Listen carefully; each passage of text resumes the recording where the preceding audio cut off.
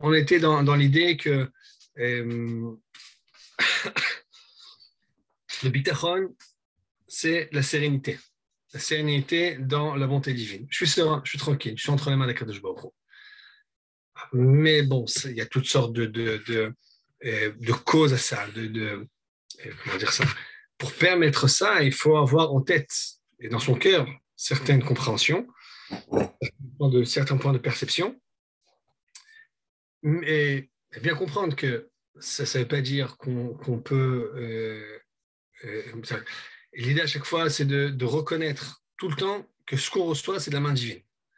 Et que bien qu'il y ait des causes immédiates à ce qu'on est en train de vivre, que ce soit notre travail, une maladie, il y a des causes qui ne sont pas immédiates, mais qui sont avant, immédiates, ils sont précédentes à tout ça. Ces causes-là, c'est la volonté divine qui s'accomplit. Il dit, pourquoi d'abord, ce qui est sûr, c'est que dans ce monde-ci, on est obligé de passer par toutes ces causes-là. Que la volonté divine ne s'exprime pas directement, elle est cachée par tout cet ordre-là, cet ordre naturel. Vous savez, en hébreu, le mot olam, olam c'est le monde, ça vient de la même racine que le mot ha'ilem. L'halim, c'est faire disparaître quelque chose. Dans le monde, avec ses lois, la volonté de Dieu, elle ne disparaît pas, quand elle est cachée, elle se cache. Elle se cache par toutes sortes par tout un système, par tout un engrenage. Et pourquoi il faut cet engrenage-là? Il a donné la réponse, il dit simplement c'est pour nous mettre à l'épreuve. Parce que si tout était comme ça direct avec la main divine, notre libre arbitre aurait été beaucoup plus restreint. Vous savez, par exemple, ceux qui vivaient de la manne dans le désert, alors vous savez, quand on sait directement que, en fonction de notre niveau moral, en fonction de notre comportement, on n'aura pas de manne le lendemain, il n'y a pas, le libre arbitre est extrêmement restreint. Donc, pour pouvoir nous mettre à l'épreuve, pour que dans ce monde-ci, on puisse vraiment choisir dans le bien, alors on est dans ce système-là, où il faut qu'on travaille, il faut qu'on s'agite, il faut qu'on fasse tout ce qu'on a à faire pour pouvoir recevoir de la main divine, mais on aura toujours donc ce défi-là de pouvoir reconnaître. Ce qui se cache derrière tout ça, c'est la bonté d'Akadosh Baruch Hu. Il y a tel point que vraiment nos sages ont dit que quelqu'un qui est complètement ancré dans le bien, pour lui, quelqu'un pour qui il n'y a plus besoin de cet examen-là, de cette épreuve-là, ben on voit qu'il y a des gens qui peuvent vivre directement de la main d'Akadosh Baruch Hu.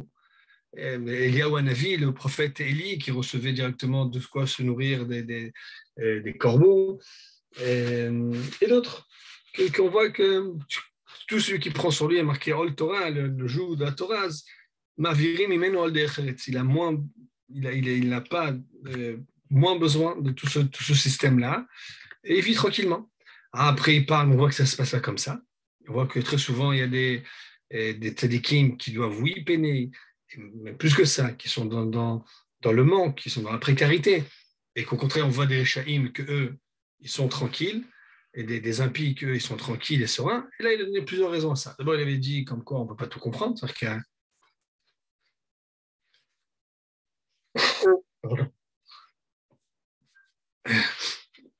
Je suis encore... et je ne sais pas comment enrhumer, mais je suis encore convalescent de la petite opération que j'ai faite, donc voilà. Et voilà, je m'excuse.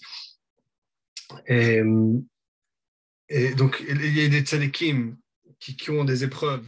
Il a donné plusieurs raisons pourquoi. D'abord, c'est parce que c'est pas ce que nous on décide qui doit se passer. Il y a d'autres règles qui dirigent le monde aussi, plus élevées. Il a donné quelques exemples. C'est pour le purifier encore plus, c'est pour purifier sa génération, pour faire en sorte, pour mettre en valeur sa grandeur par rapport aux autres, pour permettre aux autres de faire teshuva. Et puis, on voit parfois que l'impie, que lui, il est dans la sérénité. Et il dit parfois, il y a plusieurs raisons à ça aussi. Alors, il dit, on en était là, je pense. La fortune du méchant peut-être. Ok. La fortune du méchant peut-être la conséquence du mérite de son père. Heureux ceux qui succèdent au saint, qui va dans sa perfection. Parfois, lui, c'est juste en tant qu'une promesse qu'on a fait à son père. Alors, il reçoit ça. Et parfois, c'est pour le tenter, pour tenter les hypocrites qui cachent leur méchanceté. Car ce voyant, ils se tâtent de découvrir leur batterie, d'imiter leurs actes.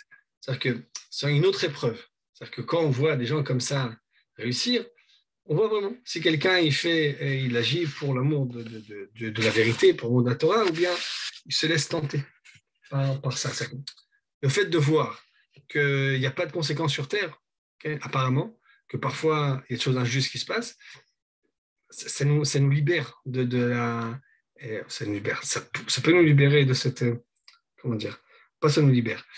Et, encore une fois, ça nous permet d'agrandir encore notre libre arbitre, de choisir en conséquence de cause. C'est-à-dire que si c'était sûr que toute personne qui se conduit mal, immédiatement, il a la foutre et il tombe sur la tête. Ou bien quelqu'un qui se conduit bien, encore une fois, notre libre arbitre serait extrêmement restreint. Et la vie sera beaucoup plus facile. Le fait que parfois, il y a des choses où on voit que ça marche pas, ça nous permet de. On a la possibilité de s'embrouiller, celui qui veut s'embrouiller, il peut s'embrouiller. Et donc, ça nous remet notre libre arbitre à sa juste place. Maintenant, si je choisis le bien, c'est pour le bien lui-même, pas parce que j'ai peur d'un châtiment ou pas parce que j'attends une récompense sur terre. Simplement parce que c'est le bien en soi. Donc, je connais ainsi la pureté des cœurs, la soumission de chacun.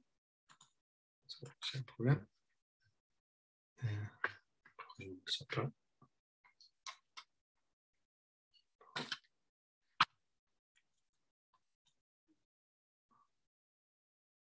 C'est un truc qui a disparu. Oh. Chat. Pas de problème.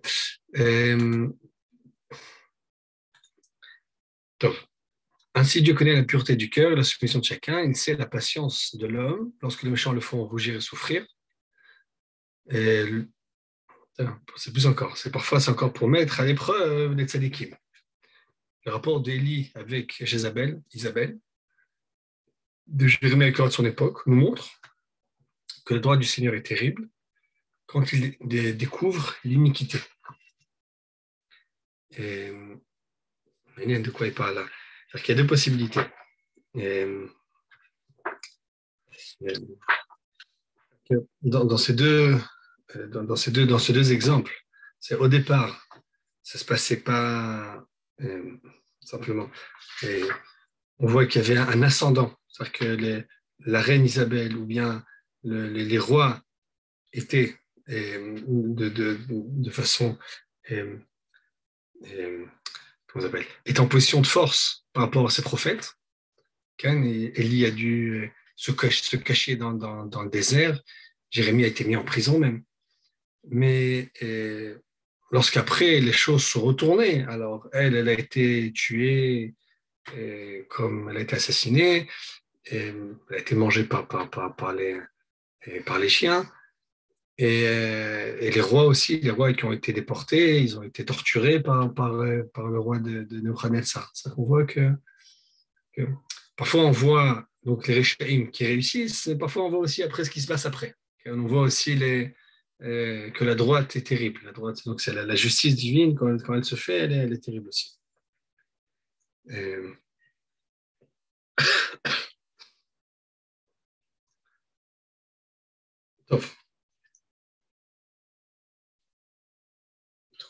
maintenant, après tout ça, après on a compris maintenant qu'il y a une nécessité de l'activité humaine, encore une fois, pour nous permettre, vous savez, lorsqu'on parle de libre arbitre, c'est pour nous permettre à nous de vivre, c'est pour nous permettre à nous d'avoir un mérite. Ça donne toute une signification à notre vie sur Terre. Quand on nous a créé pour pouvoir recevoir sa bonté, mais par ce cache-là,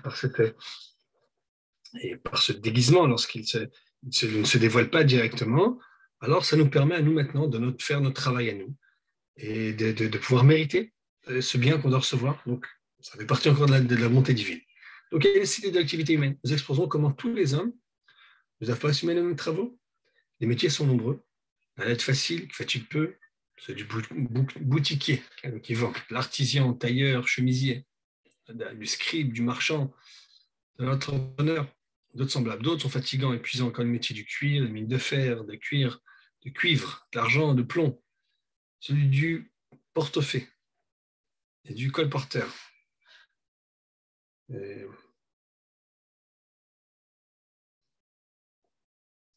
Okay. du paysan, du laboureur. L'homme qui est fort et pas intelligent peut convenablement choisir un qui est proportionné à sa force. Le faible, l'intelligent, il doit plutôt se consacrer à un travail aisé pour son corps et pourra poursuivre avec plus d'assiduité. On voit qu'Akadosh Baruch Hu a créé le monde avec énormément de besoins et avec énormément de capacités qui va avec ces besoins-là qu'il y a dans la société. Il faudra choisir quelque chose qui nous convient. Maintenant, et vous savez, ça fait partie encore de ce chesed-là, de cette bonté-là, qui est la place pour tout le monde.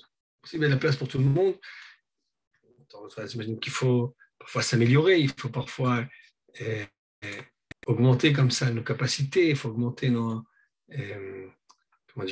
compétences. Mais tout le monde est capable. Pas tout le monde est capable sans arrêt d'augmenter ses compétences, mais d'apprendre un métier. Et vraiment, les gens qui ne sont pas capables. C'est-à-dire que quelqu'un avec un retard mental ou autre, aujourd'hui, même en Israël, j'imagine qu'en France aussi, on trouve dans des sociétés, on trouve dans un moyen de les employer, d'employer leur force de travail pour qu'eux-mêmes ils aient aussi une signification. Il y a un moment, j'ai travaillé avec des autistes. Il y en a qui partaient, qui travaillaient comme métier, c'était ils mettaient des vis dans des petits sacs. Aujourd'hui, on va dans certaines grandes surfaces, on achète un paquet de vis ou de clous ou je ne sais pas quoi. Et donc, il y a un certain nombre par petit sac. C'est ça, ils savent faire. Donc, oui, ils donnaient ça. C'était ça leur activité professionnelle.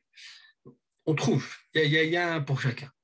Tout homme ressent une inclination pour tel métier ou tel commerce. Dieu la lui donne en lui en accordant l'amour et la sympathie. Ça, c'est pour tous les êtres vivants. Il est dans la nature du chat de chasser la souris, c'est de l'épervier de fondre sur les petits oiseaux, le serpent, qui a marqué en dessous une croyance comme ça que le cerf pouvait manger les serpents.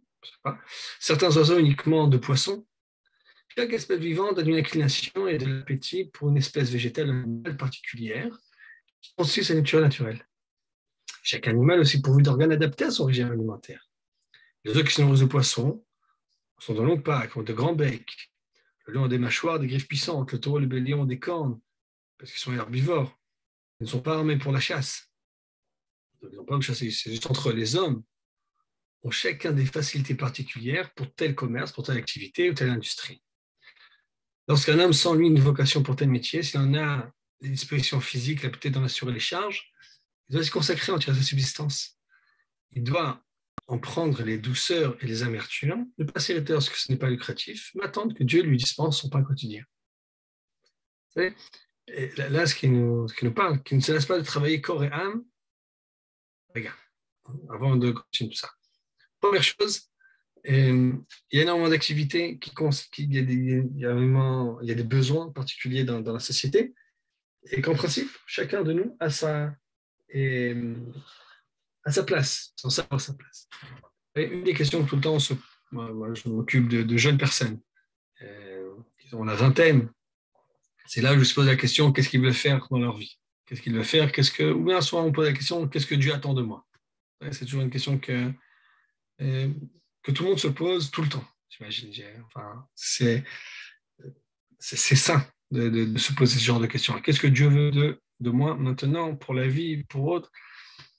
Et top, puisqu'on n'a pas de prophète, alors on ne peut pas avoir une réponse directe. C'est possible qu'avant, on allait voir le prophète et qu'il nous disait directement, toi, tu seras menuisier, toi, tu seras plombier, toi, tu seras médecin, toi, tu seras ce que tu veux. Possible, peut-être.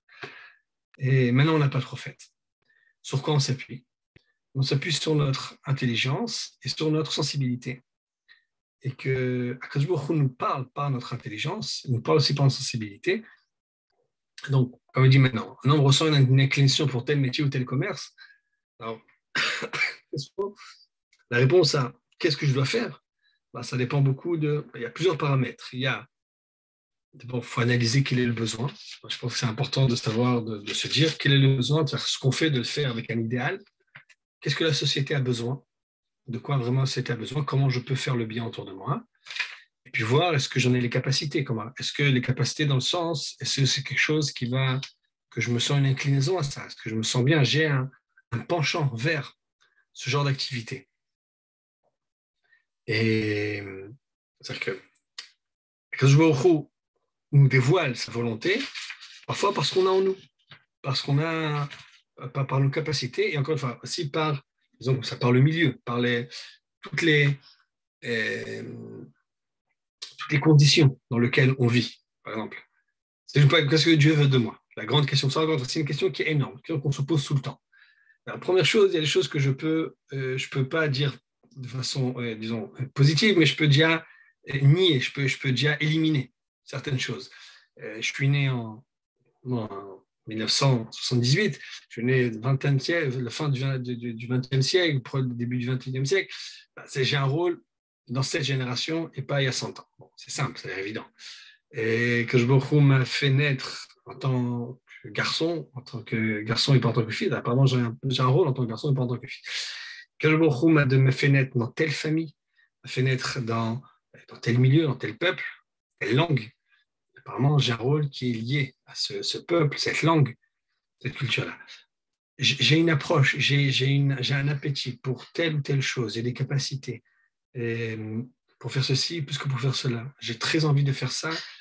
Mais non, j'imagine, je me pose la question, qu'est-ce que la société a besoin? On a besoin de plein de choses. Tant que c'est... Et puis je vois dans tout ça, quelles sont mes capacités? Quels sont mes penchants? Qu'est-ce que j'aime faire? Qu'est-ce que je pourrais faire avec plaisir? Et tout ça, c'est des indications que Dieu nous donne pour nous dire, voilà, si tu es né avec un tel talent, avec un tel, c'est ça que tu as envie de faire. Et que tu penses que c'est important qu'il y ait des choses comme ça. De toute façon, c'est un signe qu'il faut aller par là-bas. Maintenant, ce qu'il va dire, c'est un cadeau de Dieu. Vous savez, quelqu'un qui aime son métier, il n'y a rien de plus... C'est le meilleur cadeau parce que une grande période de notre vie, on est autour de ce métier-là, ce gagne-pain. Une grande période de notre journée, on le consacre à ce métier.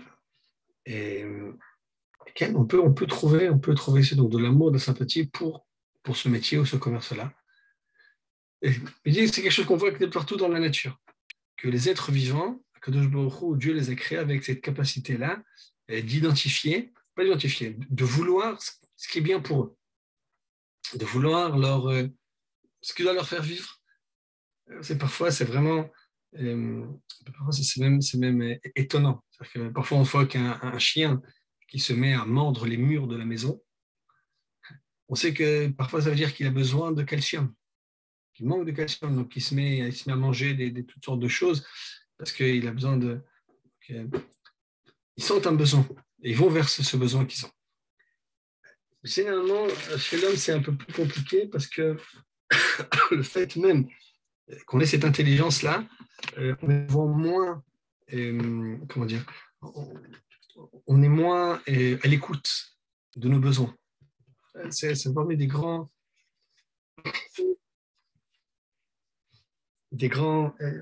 problèmes de la société même moderne. On a du mal à s'écouter, d'écouter nos penchants, d'écouter nos besoins, d'écouter toutes sortes de choses qu'on a en nous. Ça s'exprime par plein de choses. Plein de choses.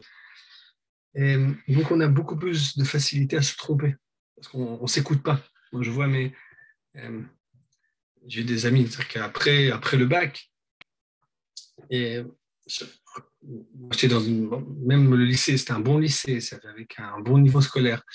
Il y a en tête c'est comme un endoctrinement comme ça qu'il faut immédiatement courir vers les études. Et les gens qui commencent immédiatement, dès qu'ils ont fini le bac, ils commencent, commencent les prépas, les prépas, l'université, la plupart, ils allaient 3, 4 ans, 5 ans, ils ont déjà un diplôme, mais très souvent, ils s'aperçoivent que ce n'est pas ce qu'ils veulent faire. Et qu'après, il faut encore un autre changement et une reconversion, et puis au bout de 7, 8 ans. Moi, je conseille énormément à tous les jeunes, après le baccalauréat ou autre, comme ça, un temps pour réfléchir, qu'est-ce qu'on veut? On n'est pas habitué à réfléchir. Très souvent, on est poussé par un mouvement, par une pression sociale. Il faut faire ça, c'est ça qui est bien, alors que ça convient vraiment pas à tout le monde. S'écouter. savoir s'écouter.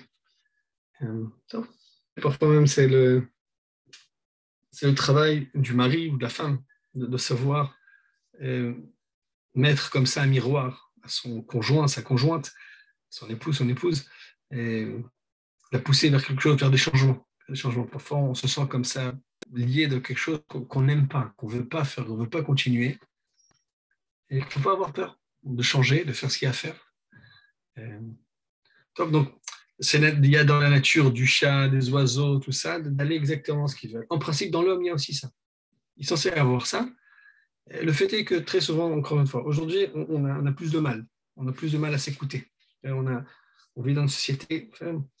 Il y a un côté, on vit dans une société qui est moins dure de façon physique. Il y a beaucoup moins de travail physique qu'avant.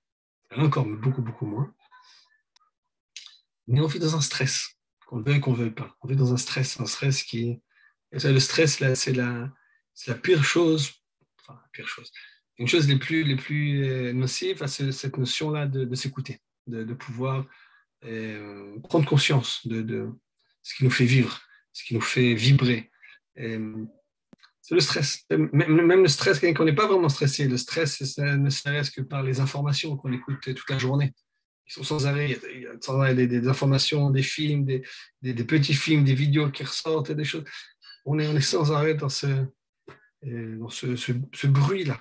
Okay, on a du bruit, je sais pas, ceux qui habitent dans des grandes villes, il y a toujours du bruit, toujours des travaux tout le temps, toujours de la circulation, il y a toujours ça, il y a un stress comme ça qui fait qu'on n'arrive pas à ressentir ce qu'on veut vraiment.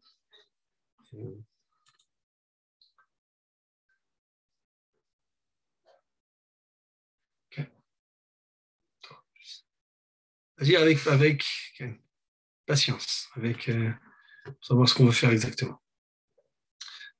Donc moi, en principe, voilà, Kadosh Baruch Hu a donné à chacun le moyen d'aller vers ce que là, on a chacun des industries, des facilités, et dire qu'on a une vocation pour un métier et qu'on peut vivre. Moi, je me sens une vocation pour être, disons, chanteur ou musicien, mais j'ai jamais appris à jouer d'un instrument de musique, donc ça marche pas. Ou bien, ouais, il faut voir ce qu'il y a la possibilité, ce qu'il y a l'occasion. Ça fait toujours, il y a on voit, il y a toujours trois. Moi, je pense qu'il y a trois critères. Le besoin qu'il y a pour de bon dans la société, pour un besoin un besoin, mais il y a besoin de tout le temps. Par exemple, en Israël, il y a un surplus d'avocats. Est-ce qu'on conseillerait à quelqu'un d'un avocat? On sait qu'aujourd'hui, beaucoup d'avocats n'ont pas de métier, vraiment n'ont pas de travail, non pas parce qu'il y a le plus d'avocats au nombre d'habitants. Il y a combien d'habitants, hein? D'un autre côté, il manque beaucoup plus de médecins. Peut-être pour avoir dans la médecine, c'est quelqu'un qui a vraiment les capacités d'être médecin. C'est un côté d'abord, ce que la société a besoin. Après, il y a, est-ce que j'en ai les capacités? Est-ce que j'en ai l'envie? Est-ce que je vis dans une situation où ça peut me faire vivre? Parce que ça fait partie de ça. Si je me sens poète et que je peux écrire des poèmes, aujourd'hui, je ne crois pas quelqu'un, il y a peu ou quasiment pas de gens qui sont capables de vivre de leurs poèmes. Peut-être ceux qui écrivent des chansons pour des chanteurs, mais même ça, je ne sais pas. Bref, donc il faut voir ce qu'on peut en tirer subsistance. Si, lorsqu'on fait comme ça, si on intègre tout ça, on analyse tout ça, ce qu'il y a besoin, ce que j'ai envie, ce que j'aime, ce qui n'a pas possibilité, ça me permet de choisir notre orientation professionnelle. Donc, il faut accepter le travail. Et chaque travail, il faut en tirer prendre les douceurs et les amertumes. On sait que chaque travail, il y a des côtés agréables, des côtés un peu plus embêtants. C'est comme ça. Ne pas s'irriter lorsque ce n'est pas lucratif, n'attendre que Dieu lui dispense son pain quotidien. La Gemara dit comme ça, il n'y a aucun métier où il y a des riches et il y a des pauvres. Il n'y a pas de riches et pas de pauvres. Il n'y a aucun métier où on peut dire c'est comme ça, je suis tranquille. Non. J'ai connu des médecins qui ont eu des gros problèmes financiers. Parfois, on fait des erreurs, on fait ceci, on fait cela, et ça peut créer des gros problèmes financiers. Et parfois, des gens qui vendaient des lacets dans la rue, qui sont devenus après des grands marchands. Tati, ça existe encore à Paris. Ça a commencé, c'était un juif tunisien, mon père, le connaissait, il vendait des lacets dans le métro. Il avait un parapluie, il vendait des lacets, et justement, il a fait grandir son commerce. Donc, on peut vendre des choses toutes petites et après devenir à la tête d'un empire. On peut être un grand médecin et puis après avoir des problèmes. Il y a de tout. On peut être directeur d'une banque. Il y a de tout. Quand je me crois, il pas quotidien. Qu'il ne se lasse pas de travailler corps et âme en recourant à toutes les causes secondes. Parce que Jordan cultivait de bêcher dans son jardin. C'est-à-dire que comme on a dit, on ne doit pas compter sur un miracle. On doit faire ce qu'il y a à faire. Même Adam Arishon, le premier homme, sur la terre, il devait travailler. La Ovda, le chemin. Pour servir des animaux, qui sont utiles, pour construire des villes, prendre soin de leur ravitaillement, cohabiter avec les femmes, les espèces. On doit vivre, ne pas dire que ça sera tout seul. Peut-être recueillir, et en tout cela, toujours nous recueillir en Dieu seul, en notre cœur, notre secret, qu'il exauce ou non nos désirs. Alors seulement l'homme mangera du travail de ses mains et sera bien heureux de la plénitude des vraies richesses. יגיע כפיך כי תאכל, אשריך וטוב לך. יגיע כפיך. C'est-à-dire qu'il faut faire ce qu'il y a à faire, mais toujours avoir conscience dans son cœur, c'est-à-dire qu'en secret, dans le secret, dans le sens pas, c'est un secret, c'est-à-dire que de façon, il n'y a aucune différence entre quelqu'un qui est complètement athée et quelqu'un qui croit, quelqu'un qui s'abandonne, dans la façon de travailler. Travaillons tous les deux exactement de la même façon, avec le même zèle, avec le même enthousiasme.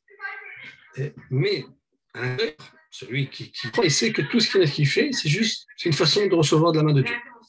Et de là, il y aura un plaisir, il y aura un plaisir, il y aura une satisfaction à manger de ce travail-là.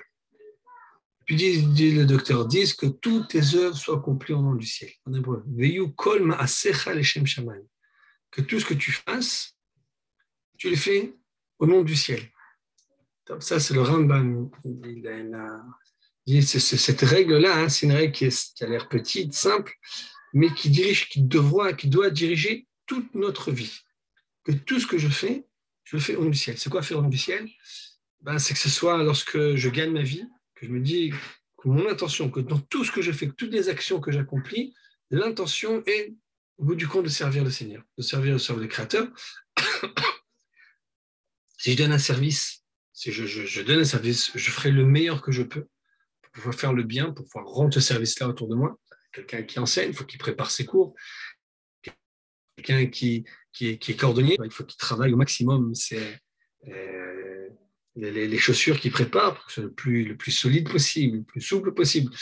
Bref, tout travail qu'il y a, d'abord être au maximum pour le bien de ses clients, de ces gens qui en donnent service, et pas uniquement pour un but lucratif, pas uniquement dans un but je fais ça bien, alors je vais recevoir plus. Pas que ça, en soi. Et il y avait à l'époque, avant Noah, il y avait un qui s'appelait Hanor. Et que Hanor, il a été pris tôt. Et dans le Midrash, il dit que Hanor, il était cordonnier, et qu'à chaque fois qu'il a des chaussures, il préparait des chaussures, à chaque point de couture, il rencontrait le Créateur. Il faisait ça avec un nom d'Hachem. Et une des explications qui est donnée, c'est qu'à chaque point de couture, il s'appliquait à la faire le mieux possible. Parce qu'il faut que ce soit le mieux possible pour que cette chaussure qu'il est en train de préparer soit la plus souple, la plus confortable, la plus solide qu'il puisse y avoir. Par ça, il rencontrait Dieu, il rencontrait la source de la bonté. Tous les autres doivent être remplis au nom du ciel. On travaille beaucoup, un peu, mais qu'on pense sans arrêt, que ce soit pour servir Dieu. Donc notre amour doit être parfait en Dieu. Notre recours au co-second n'entame en rien cette quiétude, parce que notre esprit ne voit que lui seul. Le fait qu'on travaille, il faut bien comprendre, ça ne remet pas en question le lien qu'on a et qui doit être vraiment direct avec Dieu. L'homme ne doit pas croire que sa subsistance dépend d'une cause déterminée et irremplaçable, mais abandonner ses lieux au Seigneur, reconnaître au regard de Dieu, toutes les causes se valent. Et souvent, ça arrive par le moyen, on a peur, qu'est-ce qui va se passer avec la modernisation, avec l'automation qu'on est en train de vivre, c'est-à-dire qu'il y a des machines qui ne prenaient pas certaines choses. Il faut savoir, lorsque des machines, il y a toujours des métiers qui se créent et des métiers qui disparaissent. Et même si moi je vis un métier pour l'instant qui risque, quelqu'un qui vient qui risque de disparaître, il faut savoir que, Bezrat Hashem, que je redonnerai une autre source de subsistance. Et je me rappelle quand au début de mon mariage, et moi, ma femme étudiait pour être informaticienne, et moi-même, je travaillais avec, je vous dis, des autistes, ça me permet de vivre. Et c'était une époque où il y avait une grande crise d'informatique en Israël, où où tous les informaticiens avaient été licenciés. Il n'y avait plus rien à faire. Il y avait au départ une grande bulle comme ça d'informatique où ils ont embauché plein de gens, et puis hop, cette bulle-là, ça a explosé, et puis c'est une catastrophe. Énormément d'informaticiens qui allaient bien leur vie, du jour au lendemain, se sont retrouvés dehors et il n'y a plus rien. Et je me rappelle, un ami à moi m'a dit, regarde, qu'est-ce qu'elle fait ta femme, l'informaticienne? Mais il n'y a aucune chance maintenant, ça ne sert à rien. Et pense quelqu'un qui n'a pas d'expérience, rien du tout. Et quelqu'un qui a de l'expérience, il ne trouve pas de travail. Quelqu'un qui doit commencer sans expérience, il n'a aucune chance. Je me rappelle, tout simplement, je dis, je ne sais pas quoi dire. Il n'y a pas de marché pour ça. Si j'avais pensé, est-ce qu'il y a un marché? Moi, j'étais moniteur pour autisme. Est-ce qu'il y a un marché pour. Il n'y a pas. C'est juste que je me retrouve l'emploi qu'il fallait au moment qu'il fallait, qui convenait exactement, qui me causait pas trop de pertes dans mon étude, ça, dans mon étude.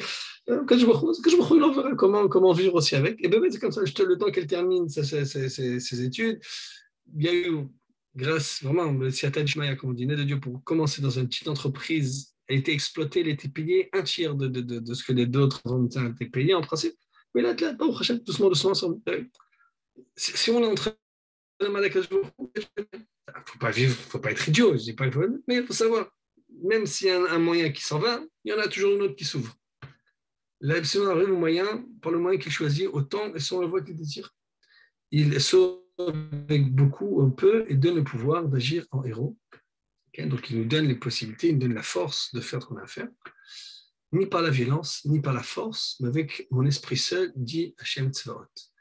Ça, c'est intéressant. Ça, c'est cette prophétie-là, hein, elle a été dite à Zacharie, et 4. Zacharie. Okay. Rav, Oui. pardon, je peux vous poser une question et puis dire quelque chose? Oui, je termine ce que je veux dire. C'est-à-dire que D'accord. cette prophétie-là, elle a été donnée à Zacharie pour nous parler du deuxième temple qui va être reconstruit. C'est le retour de l'exil, le premier retour de l'exil, et que ce retour-là, il ne se fera pas par la force, il ne se fera pas par des armes, ce ne sera pas une conquête qui va se faire, mais ça va se faire par l'esprit. L'esprit, c'est-à-dire que ça va se faire par l'esprit de Koresh, le roi qui a permis tout ça, par l'esprit des gens qui vont venir, qui vont vouloir, qui ont eu cette vision, et c'est ça qui va les aider. Donc, c'est la main de Dieu qui va les aider. Okay. Donc, ni la force, ni la violence. Je vous écoute. Oui, excusez-moi, après une longue absence, je reviens, puis je vous pose des questions, puis je suis désolé, j'espère que je ne suis pas mal poli. Alors, le psaume 128, en fait, c'est disons, dans le Sidour de Noachid, disons, dans la prière juste avant de se coucher, on lit ce psaume. Et puis, je me demandais, puisque moi, j'ai trouvé une partie de ce psaume-là maintenant, je me demandais si dans le psaume, dans le Sidour des Juifs, il y a ça aussi, il y a ce psaume-là ou pas. Bon, ça, Et tu c'était mangeras ton pain de tes mains, curiosité. et sois bien heureux dans la plénitude de tes richesses. Regardez, je vais vérifier ça tout de suite. J'ai du mal à identifier le verset. C'est quoi, je vais voir. En hébreu.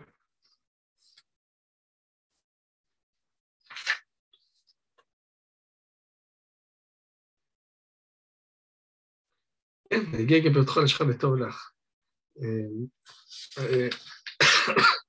sais pas si on dit ça. Non, je ne pense pas qu'on dit ça avant de dormir. Dans le Kriyat Shema Lamita. Peut-être qu'il y a plusieurs sidourim à ça. Est-ce qu'on dit ça dans le Kriyat Shema Lamita? Non, pas que je sache. Je ne sais pas Ah, d'accord. pourquoi. Oui.